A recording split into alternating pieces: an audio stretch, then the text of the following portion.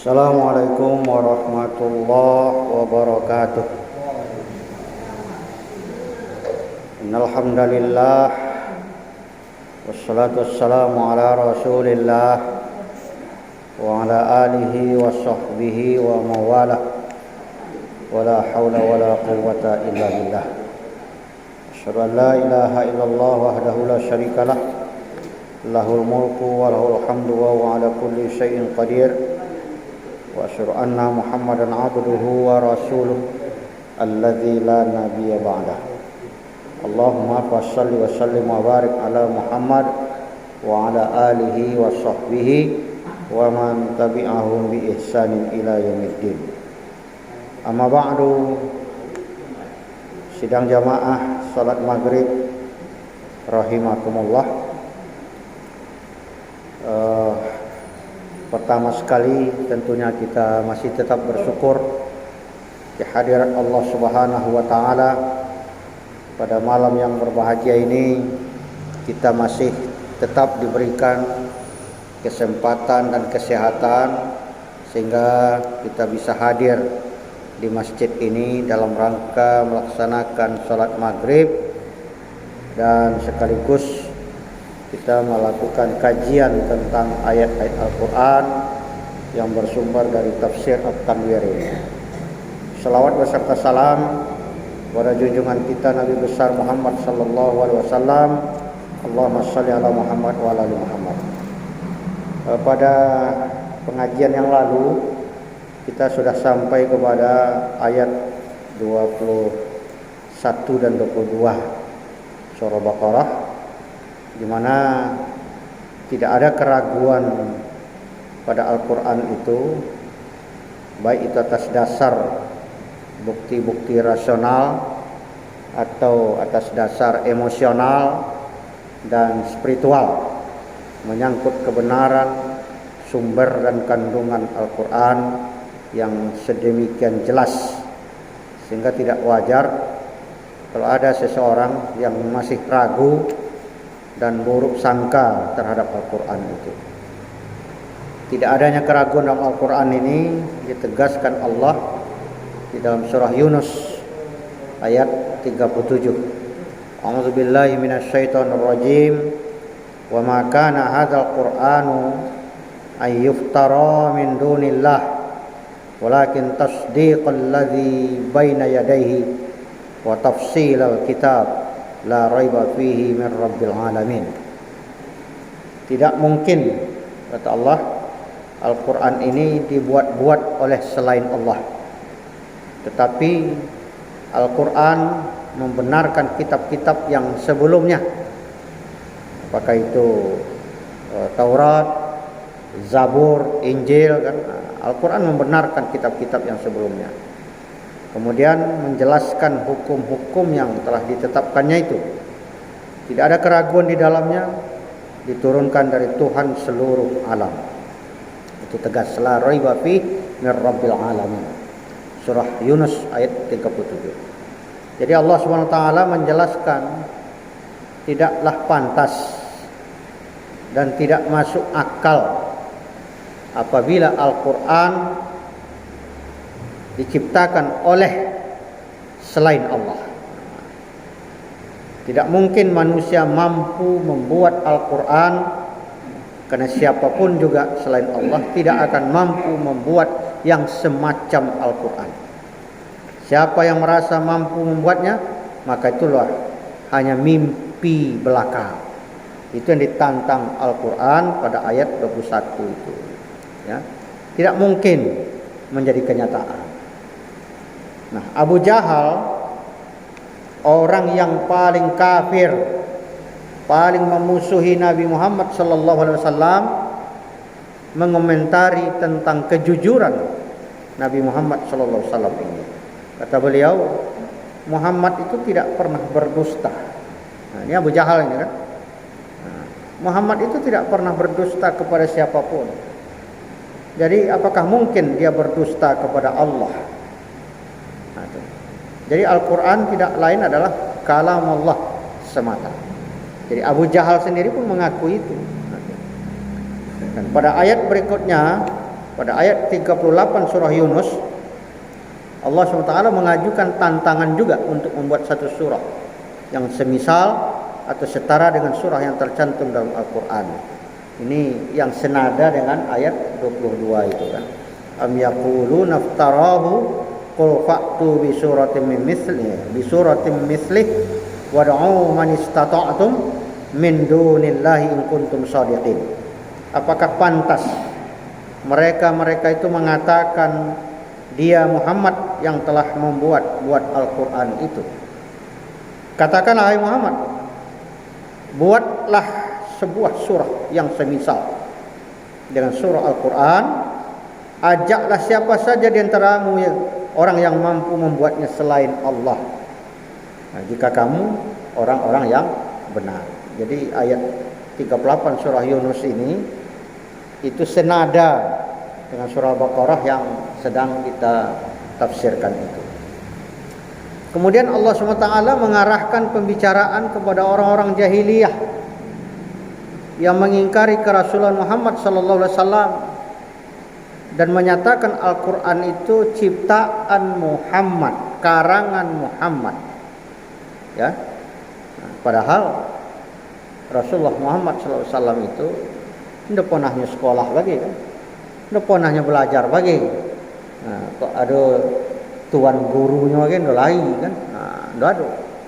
Nah, lantas dituduhkanlah kepadanya, dialah yang menciptakan Al-Quran itu. Itu kan karangan Muhammad. Nah, sampai seperti itu tuduhan mereka kepada Nabi kita Muhammad Sallallahu Alaihi Wasallam.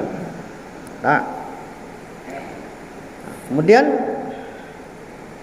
menghadapi tuduhan orang-orang jahiliyah itu, Allah Subhanahu Wa Taala memerintahkan kepada Rasulullah agar menangkis tuduhan mereka dengan mengatakan bahwa apabila perkataan mereka itu benar, hendaklah mereka membuat sebuah surah saja yang semisal dengan sebuah surah yang ada di dalam Al-Quran. Jadi yang menjawab itu Allah. Mereka menuduhkan Muhammad yang mengarang Al-Quran. Muhammad tak bisa jawab. Yang menjawab adalah Allah Subhanahu Wa Ta'ala. Allah yang menjawab tantangan itu. Jadi coba buat sebuah surah saja.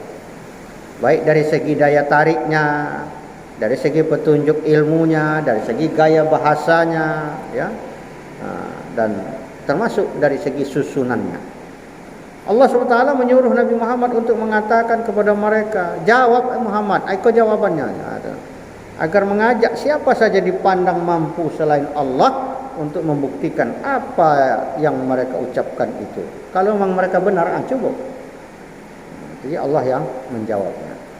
Qul la in ijtama'atil ins wal jin ala an ya'tu bimithli hadzal Qur'an la ya'tuna bimithlihi walau kana ba'dhuhum li ba'din zahir. Surah Al-Isra. Katakanlah, hai Muhammad, sesungguhnya jika manusia dan jin berkumpul, bergabung, bersatu antara jin dan manusia untuk membuat yang serupa dengan Al-Quran ini, mereka tidak akan dapat membuat yang serupa dengannya. Nah, ini sudah tegas itu kan jawaban Tuhan. Sekalipun mereka saling membantu satu sama lain. Jadi tidak hanya dari kalangan jenis manusia saja, bergabung pun dengan jenis jin. Kata Allah, tidak akan pernah mampu mereka, meskipun mereka saling bantu satu sama lain. Allah SWT mengajukan tantangan sekali lagi bagi orang-orang yang meragukan Al-Quran ini. Itu kita lihat di dalam surah Hud.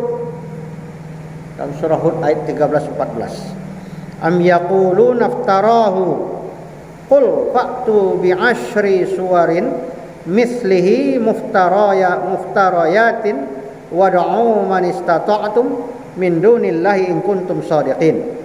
Fa illam yastajibu lakum fa'lamu annama unzila bi'ilmillahi wa alla ilaha illahu wa hal antum muslimun.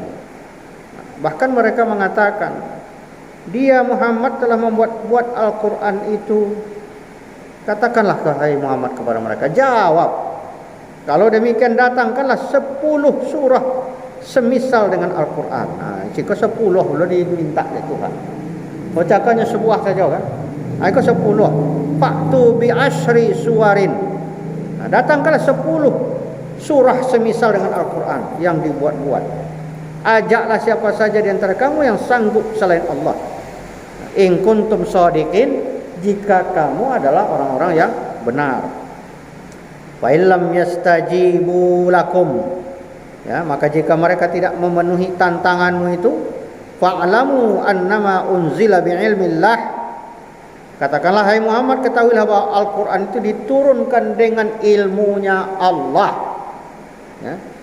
Wa alla ilaha illahu, dan bahwa tidak ada Tuhan selain Dia.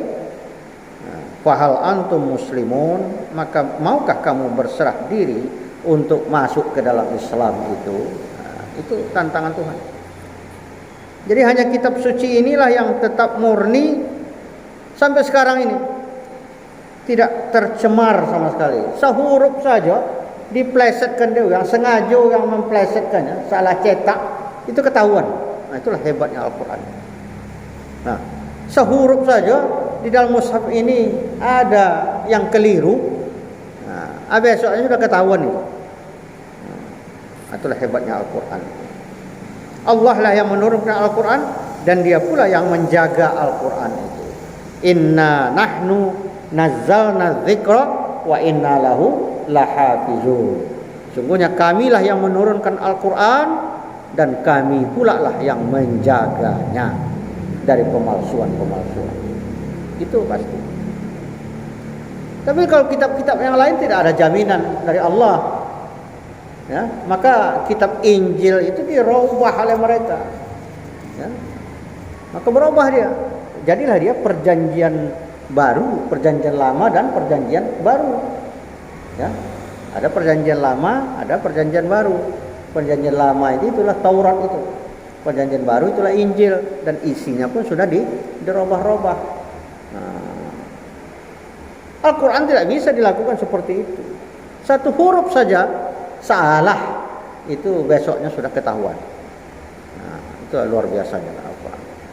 Jadi kemurnian nas Al-Quran selama 14 abad lebih, ini merupakan tanda permulaan akan kekalnya pemeliharaan, yang dengan demikian agama Allah tetap pula terjaga sepanjang zaman. Ya.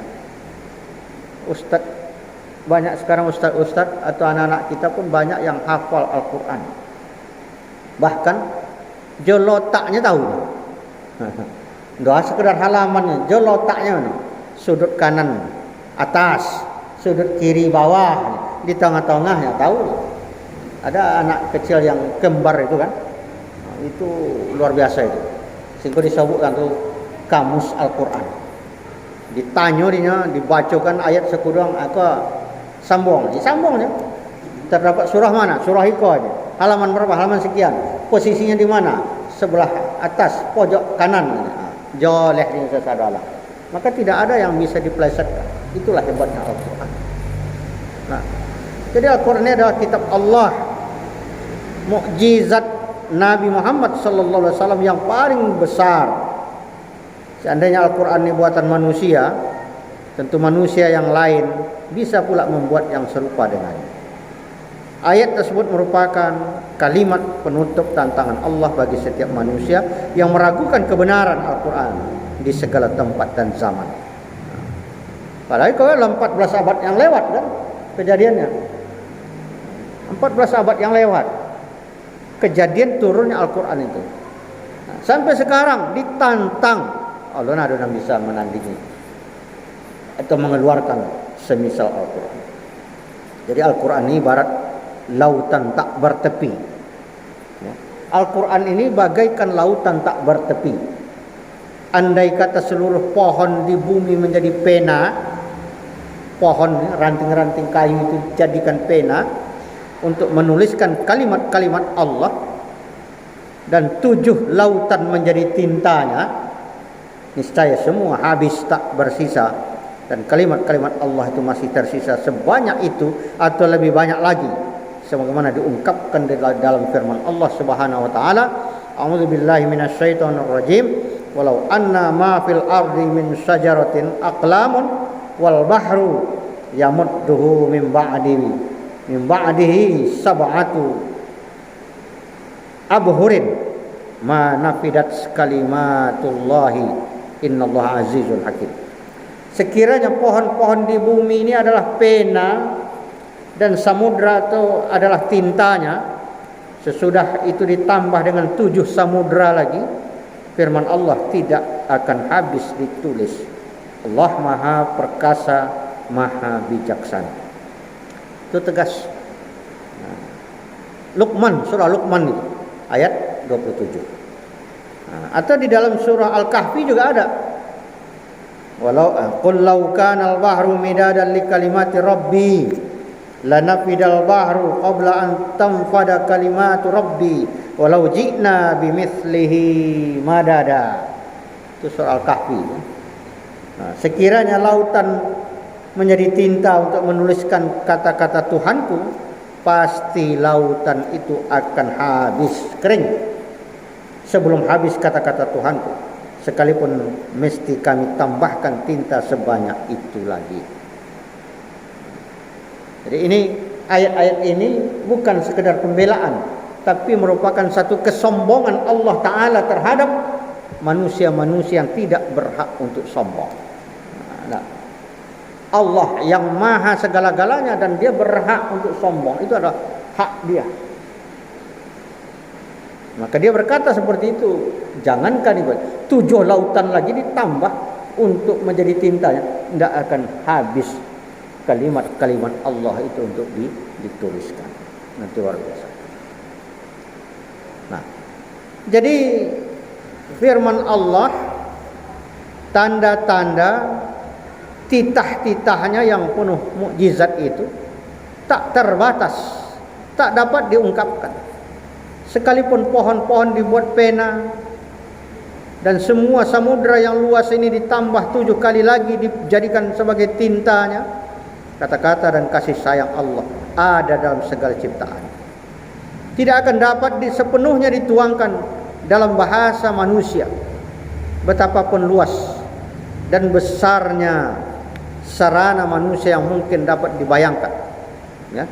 Tiada bacaan seperti Al-Quran yang terpadu di dalamnya keindahan bahasa, ketelitian, keseimbangan, kedalaman makna, kekayaan dan kebenarannya, serta kemudahan pemahaman dan kehebatan kesan yang ditimbulkan oleh Al-Quran itu. Indo ada sebuah karangan pun yang bisa seperti itu. Ia benar-benar sempurna. Tiada seorang pun di dalam 1500 tahun ini telah memainkan alat bernada nyaring yang demikian mampu dan berani, dan demikian luas getaran jiwa yang diakibatkannya, seperti yang dibaca Muhammad. Ya. Itu kesimpulan seorang sarjana barat yang bernama Hergib. Itu kesimpulannya. Tidak ada. Tiada seorang pun dalam 1500 tahun ini yang telah memainkan alat bernada nyaring yang demikian mampu dan berani, dan demikian luas getaran jiwa yang diakibatkannya seperti yang dibaca oleh Muhammad, yaitu Al-Quran. Nah, kemudian pemeliharaan Al-Quran sesudah Rasulullah adalah umat Islam. Umat Islam ini dipilih untuk Al-Quran itu bukan dalam arti yang sempit, melainkan dalam arti bahwa Al-Quran itu diberikan untuk zaman mereka. Mereka berkewajiban mentaatinya, memeliharanya, menyebarkannya, sehingga semua umat manusia ini bisa menerima risalah Al-Quran ini. Ya. Sungguh pun begitu. Tidak semua benar-benar taat. Ya. Tidak semua setia kepada Al-Quran. Allah SWT berfirman, "Tsumma awrasnal kitabal ladzina istafaina min ibadina, wa minhum zalimun li nafsihi, wa minhum muqtasidun, wa minhum sabiqun bil khairat bi idznillah. Dzalika huwal fadlul kabir." Kata Allah dalam Al-Quran surah Fatir ini, Kemudian kami wariskan kitab Al-Quran ini kepada mereka yang kami pilih, kata Allah. Ya kan? Aurasnal kitabal ladzina istafaina, yang kami pilih. Ya. Di antara hamba-hamba kami, min ibadina. Jadi tidak seluruh hamba-hambanya ini, tapi yang kami pilih, kata Allah, dari hamba-hamba kami. Faminhum zalimun li nafsihi. Ya. Tapi di antara mereka ada yang menganiaya diri mereka sendiri. Wa minhum muqtasidum wa minhum sabiqun bil khairat biiznillah. Ada yang menempuh jalan tengah, ya. Dan ada juga yang lebih dahulu berbuat amal kebaikan dengan izin Allah. Zalika huwal fadlul kabir, itulah karunia yang terbesar. Nah, jadi sikap orang beriman terhadap Al-Quran ini terbagi menjadi, kalau kita bagi bisa menjadi 3 kategori orang beriman ini menyikapi Al-Quran ini. Yang pertama, orang yang menganiaya diri sendiri, di mana mereka ini tidak mau mengikuti hidayah yang diberikan oleh Allah kepada mereka. Jadi kalau tidak mau mengikuti hidayah berarti dia termasuk orang-orang yang zalim, zalimun li nafsi, zalim terhadap dirinya sendiri. Nah, itu yang pertama. Yang kedua, menempuh jalan tengah. Ya. Menempuh jalan tengah. Wa minhum muqtasidun wa minhum sabiqun bil khairat. Nah, ada yang menempuh jalan tengah. Kemauan hati memang ada, tetapi tenaga untuk mengikuti hidayah itu sangat lemah. Mereka perlu banyak belajar untuk memasuki kehidupan dan pola muslim yang sungguh-sungguh. Kemauan ada, tapi daya upaya kurang, lemah. Yang ketiga, itulah tidak, wa minhum sabiqum bil khairat. Ada orang yang mendahului yang lain. Mungkin mereka ini tidak benar-benar sempurna, tapi niat dan tingkah laku mereka benar. Dan mereka menjadi teladan bagi orang-orang Islam yang lain. Dalam masalah ini Rasulullah SAW pernah mencurahkan hatinya. Pernah dia mengadukan sikap kaumnya terhadap Al-Quran ini kepada Allah Subhanahu Wa Taala, curhat. Jadi Rasulullah itu pernah curhat kepada Allah, mengadukan bagaimana sikap umat ini terhadap Al-Quran yang diturunkan.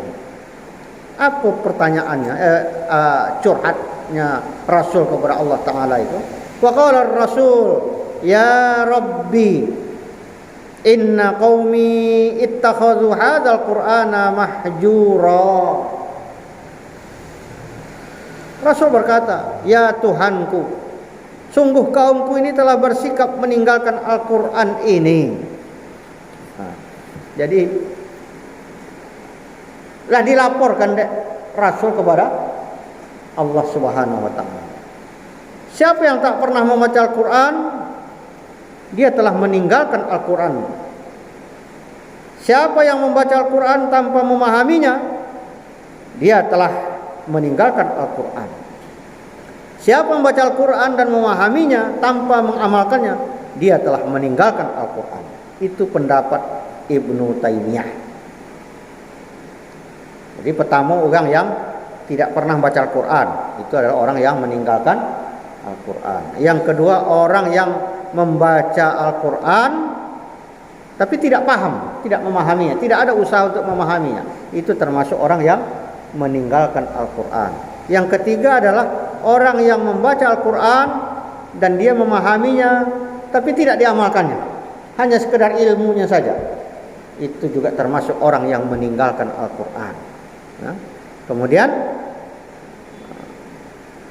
tiga pendapat ini, tiga kelompok ini itu dikelompokkan oleh Ibnu Taimiyah tentang siapa saja yang meninggalkan Al-Quran. Karena Rasulullah mengadukan hal ini kepada Allah Ta'ala, Ya, ittakhadhu hadzal qur'ana mahjura. Sungguh kaumku telah bersikap meninggalkan Al-Qur'an ini, ya Rabbi, ya Tuhanku. Nah, bak mano ko hambaku telah meninggalkan Al-Qur'an. Jadi menurut Ibnu Taimiyah 3 macam itulah cako orang yang meninggalkan Al-Qur'an. Yang pertama, orang yang tidak pernah membaca Al-Quran. Yang kedua, orang yang membaca tapi tidak memahami Al-Quran. Yang ketiga, orang yang membaca, dia paham tapi tidak mengamalkan Al-Quran. Ketiga-tiganya adalah jenis atau kriteria orang-orang yang termasuk meninggalkan Al-Quran. Itu menurut pendapat Ibnu Taimiyah. Nah, Allah SWT mengingatkan orang-orang kafir bahwa mereka tak mungkin bisa membuat surah yang serupa dengan surah-surah yang ada di dalam Al-Quran ini. Apabila mereka menginsafi ketidakmampuannya, maka hendaklah mereka beriman kepada Allah, ya, mengikuti petunjuk-petunjuk Allah dalam Al-Quran, agar terhindar dari balasan bagi orang-orang kafir berupa api neraka yang bahan bakarnya waquduhan nasu wal hijar, yaitu batu dan manusia.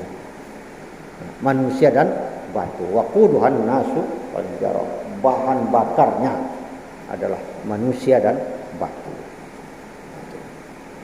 Nah, dan Allah SWT menegaskan bahwa mereka tidak akan melakukan, karena sebenarnya mereka sendiri sadar sebelum orang lain bahwa Al-Quran bersumber dari Allah. Susunan bahasanya, keserasian maknanya, ini sangat mengagumkan mereka, ya, sehingga sebenarnya hati mereka yakin, seperti perkataan Abu Jahal tadi, bahwa Muhammad itu tidak pernah berdusta kepada siapapun, ya, apalagi kepada Allah. Abu Jahal itu yang mengaku seperti itu kan. Dan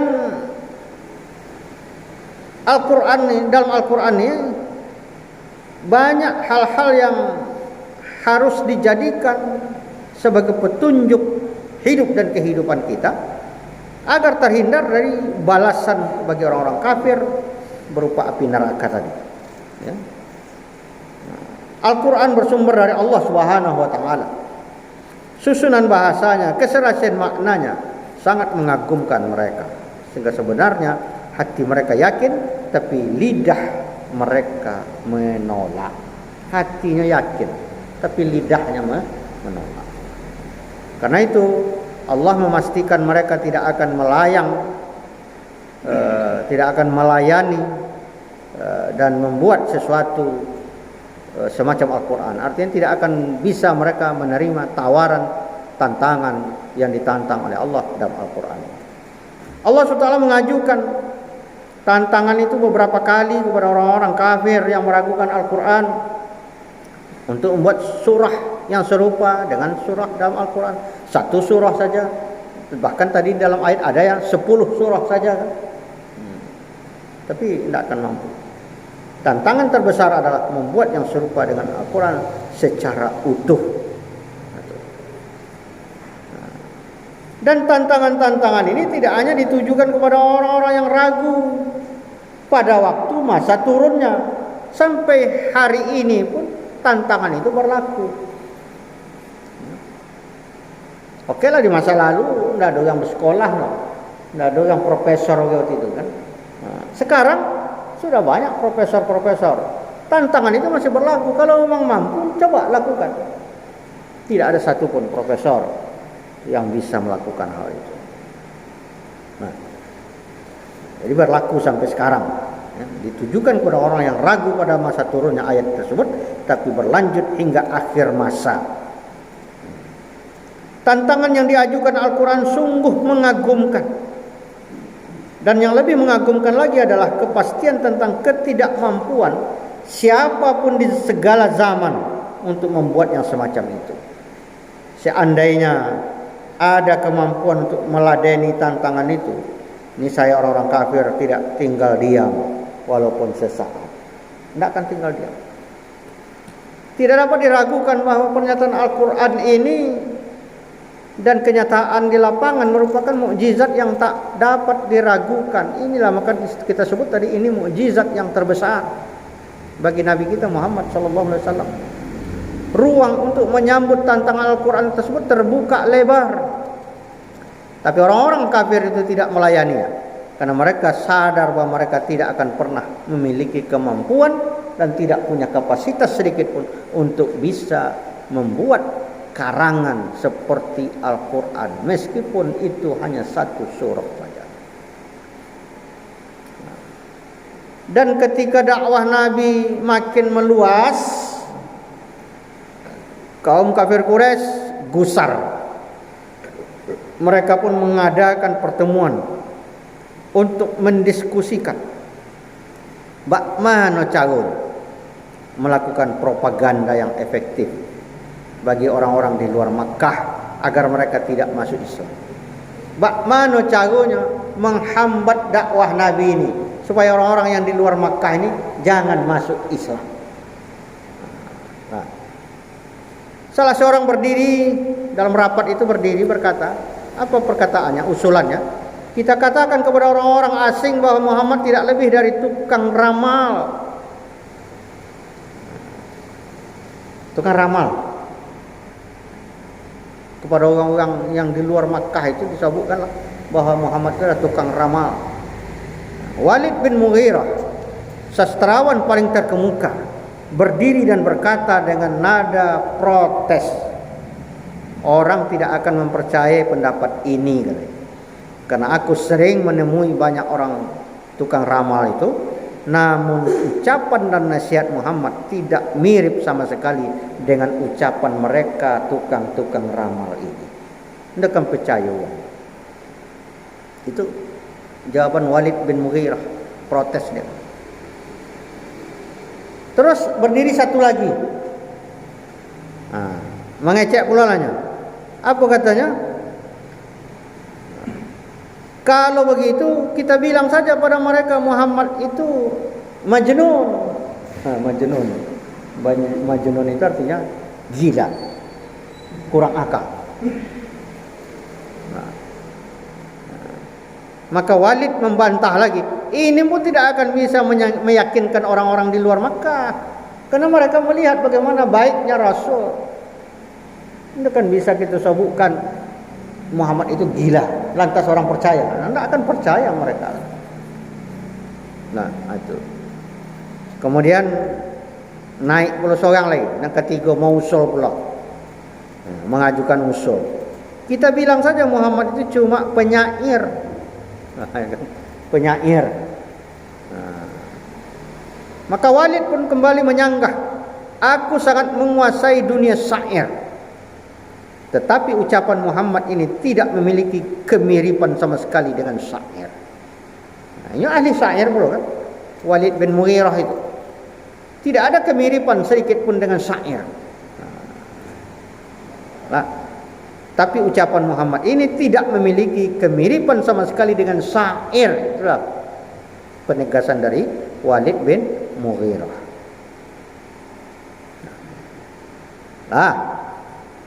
Mentok sarunya tu usulan adalah tiga, no. Togak tu seorang lagi yang keempat, menyampaikan usul beliau. Apa kata orang yang keempat itu?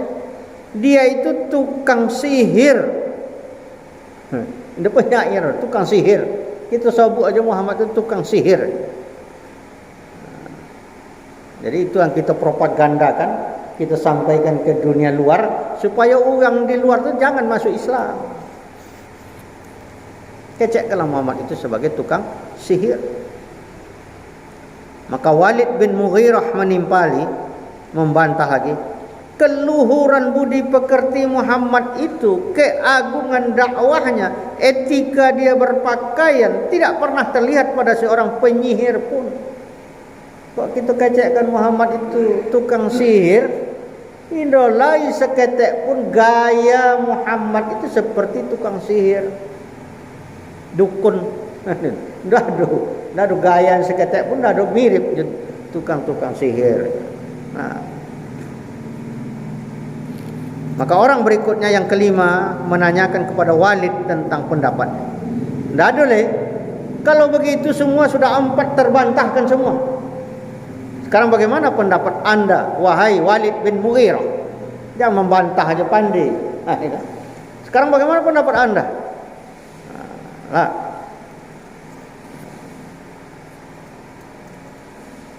Apa jawabannya? Walid bin Mughirah menjawab, aku tidak tahu bagaimana cara mengurangi citra Muhammad di mata orang lain. Indo dapat dan mubak manu caranya untuk mengurangi citra Muhammad itu di mata orang lain. Itulah jawaban beliau. Nah,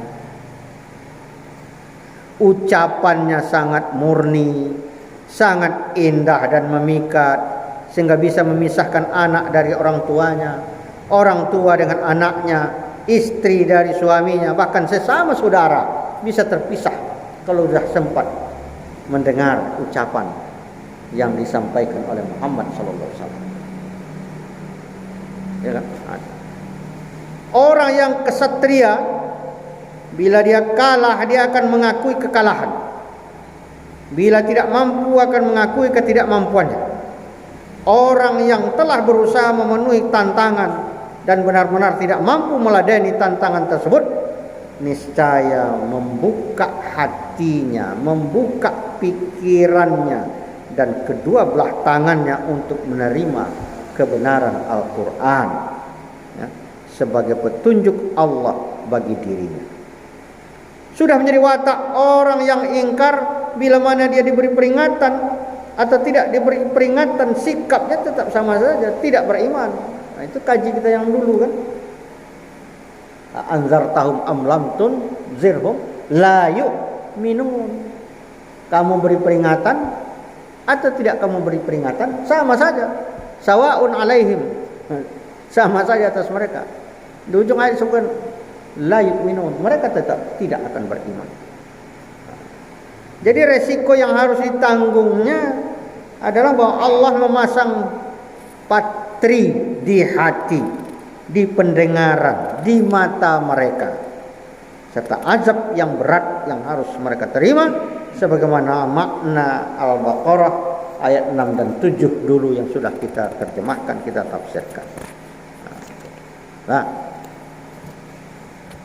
dan dengan penjelasan itu terang bahwa Al-Quran merupakan firman Allah yang tidak terbantahkan dan bukan buatan atau karya Muhammad sallallahu alaihi wasallam, sebagaimana tuduhan orang-orang kafir seperti digambarkan di dalam surah Al-Haqqah ayat 40 dan 4 sampai 43 dan surah An-Najm ayat 3 dan 4. Innahu laqaulu rasulin karim wa ma huwa biqaulin sya'irin qalilan ma tu'minun wala biqauli kahinin qalilan ma tadhakkarun tanzilun min rabbil alamin. Itu ayat 40 sampai ayat 43. Sesungguhnya Al-Quran itu adalah benar-benar wahyu Allah yang diturunkan kepada Rasul yang mulia. Laqaulu rasulin karim. Kemudian wa ma huwa biqaulin sya'ir. Al-Quran itu bukanlah perkataan seorang penyair. Qalilan ma tu'minun, sedikit sekali kamu beriman kepadanya. Wala biqauli kahinin qalilan ma tadhakkarun, bukan pula perkataan tukang tenung, kahin, tukang tenung. Qalilan ma tadhakkarun, sedikit sekali kamu mengambil pelajaran daripadanya. Tanzilun min rabbil alamin, tapi dia adalah wahyu yang diturunkan dari Tuhanmu semesta alam. Nah, dalam surah An-Najm, wa ma yantiqu 'anil hawa in huwa illa wahyun yuha. Tiadalah yang diucapkan itu Al-Quran menurut kemauan hawa nafsunya Muhammad, tapi ucapannya itu tiada lain hanyalah wahyu yang diwahyukan kepadanya. Nah, jadi bukan karena kemauan hawa nafsunya, Wa ma yantiqu anil hawa. In huwa illa wahyun yuha. Melainkan itu adalah wahyu yang diwahyukan kepadanya. Jadi luar biasa. Ayat-ayat Al-Quran yang bercerita tentang kebenaran Al-Quran itu, dan sampai hari ini tidak terbantahkan, dan tidak ada satu pun makhluk manusia ataupun jin. Nah, janganlah disuruh bergabung. Kalau sesama manusia saja bergabung mungkin masih kecil, bergabunglah dengan jin. Manusia dan jin gabung, berkolaborasi, dan keduanya. Namun kesimpulan Al-Quran tetap tidak akan pernah mampu untuk menyusun semisal Al-Quran satu surah saja. Kalau dulu okelah, tidak ada orang yang berpendidikan tinggi, tidak ada sekolah tinggi, tidak ada universitas. Sekarang sudah mentok semua. Profesor sudah menggalabu. Di bidang sastranya banyak, di bidang bahasanya banyak, di bidang filsafatnya banyak. Tapi tidak ada yang mampu, yang bisa menulis seperti Al-Quran ini. Padahal sudah 1500 tahun kurang lebih jarak Al-Quran diturunkan itu dengan hari ini. Ya.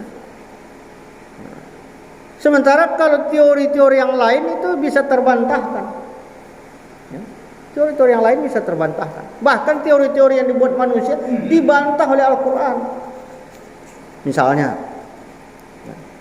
ada teori tentang yang menyebutkan bahwa bumi ini terhampar, datar, katanya. Itu dibantah oleh Al-Quran. Bumi itu tidak terhampar datar, tapi bumi itu bundar. Kemudian dalam Al-Quran itu disebutkan bahwa antara bumi dan langit itu dulu satu padu. Kemudian dipisahkan oleh Allah Ta'ala. Nah, itulah teori Big Bang itu kan. Muncul teori Big Bang. Dan sama dengan Al-Quran.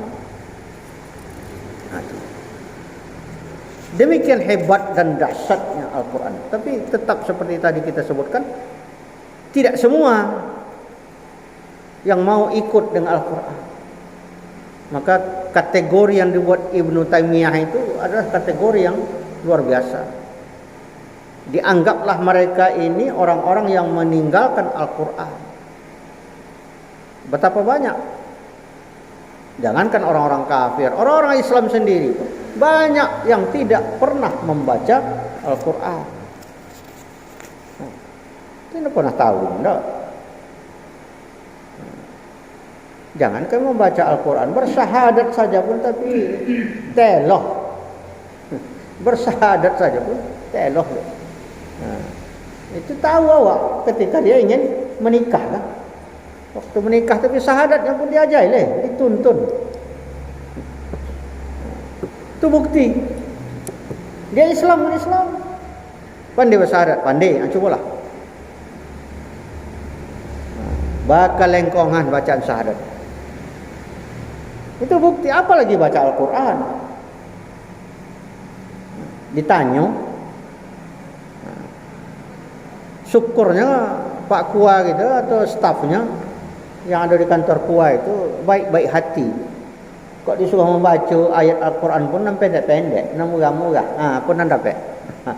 Fatihah pandai, Fatihah. Kalau disuruh Fatihah pun bakal engkongan juga. Mau baca Fatihah bakal engkongannya ndak berbini. Luar biasa itu. Itu bukti bahwa di antara umat Islam itu banyak lagi yang meninggalkan Al-Quran, tidak pernah membaca Al-Quran. Untung baik hati dia, Pak Kua dan stafnya itu. Kok Indo kan gagal untuk menikah. Kok dikoyahnya lah kan. Berdasarkan perbop itu atau perda. Dulu kan ada perda, wajib baca Al-Quran. Kok dikoyahkan berdasarkan perda itu? Masuk orang menikah. Belajarnya dulu mengaji, itu barunya bisa dinikahkan. Nah.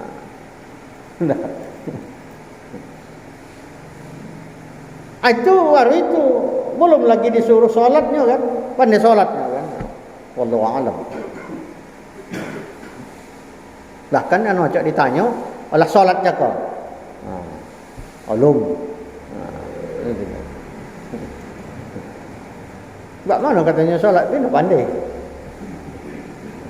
Ini termasuk orang-orang yang meninggalkan Al-Quran, tidak pernah membaca Al-Quran. Yang kedua lagi, ada orang yang baca Al-Quran tapi tidak memahami makna Al-Quran itu, hanya sekedar membaca aja. Tidak ada upaya untuk memahami maknanya.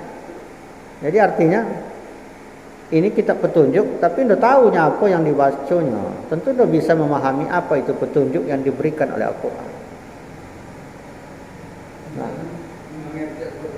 Itu.